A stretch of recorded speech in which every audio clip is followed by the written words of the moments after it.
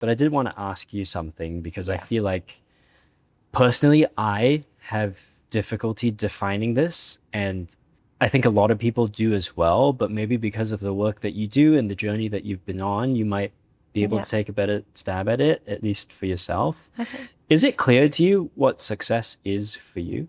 Yeah, so I think I alluded to it in a couple of ways earlier. I think the pillars of success before that I were, who knows, drilled into me from culture, society. I think it was, status, job, title, management, financial. I think success for me now is just very much being intentional. And I think I'm much more values led. So, am I having fun? Does it provide me happiness? Is it sustainable? Hmm. I think these are what I deem as success metrics for me in what I am now. Am I growing? Do I continue to learn? Do I challenge myself? So my metrics very much changed, and I feel that what we class as success traditionally will come anyway if I align and make sure that those parameters are in place for myself. Yeah. Do you think it's important that we revisit those values pretty often to sort of like keep ourselves in alignment? Is this like a quarterly thing? Is this like a weekly thing? Is this... So values typically do not change for individuals. They are embedded into us between the ages of like from 0 to 7 years old, typically. But that should be at some comfort, actually.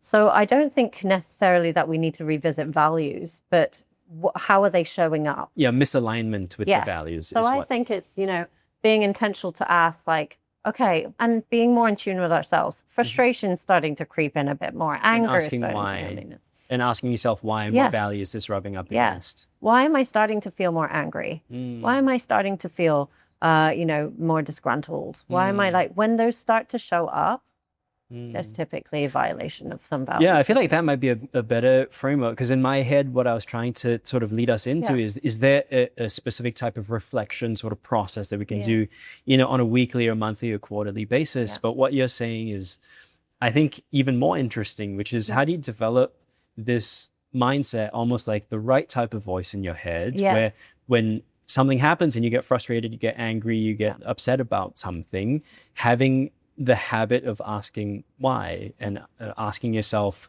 what value is this going up against and what can I do about it? Yeah. And that's actually a lot of the work that I do in terms of like being more in tune with like your gut reaction. How do we, typically our gut for most individuals has actually been right for us. So when I followed my gut, you usually feel that like, oh, I did a risk take, but I just followed my gut. I thought it was right. I took the leap of faith. And usually they're like good outcomes. When they're not, we still have learnings. And a lot of people won't usually say, I would have done everything differently. I still would have taken that decision at the time.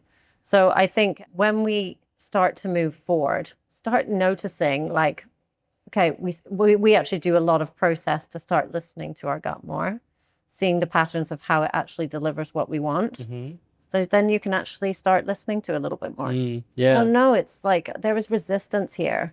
And it's not a resistance of just fear of the challenge. It's actually, I don't like it. There's a distinguishing part to that as well. Yeah, it's something that as of maybe about a year ago, I've been trying to familiarize myself with more. I went through a long phase of, trying to go with expert opinions or more seasoned, experienced opinions around me versus going with my gut. And hindsight's 2020. But when I look back at some key decisions, I'm like, I knew on some level, I knew, and I didn't speak up. And the funny thing about, that or that feeling of like, or regret, regret is actually just something that we should look at as a signal for our now. If there's something that you regret and it was like, oh, I should have traveled when I was in my 20s, you know what you should actually probably do? Just travel now. Start incorporating some travel now, or bringing some of those attribute things back into your life.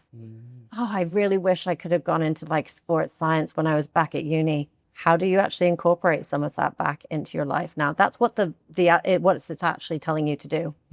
It's a sign. Yeah. signal. It doesn't have to be something that you're like, oh, Yeah, you don't have to wallow in Yeah. it. You can listen to the emotion and have Yeah. it direct you in a positive yeah. way. And actually, it's trying to tell me something. Yeah, like I shouldn't have let my health get so out of whack. Yeah. You can just sit in that frustration, or you can think about it like a Be like, signal oh, of, why does it keep giving me like, why am I so regretful about that?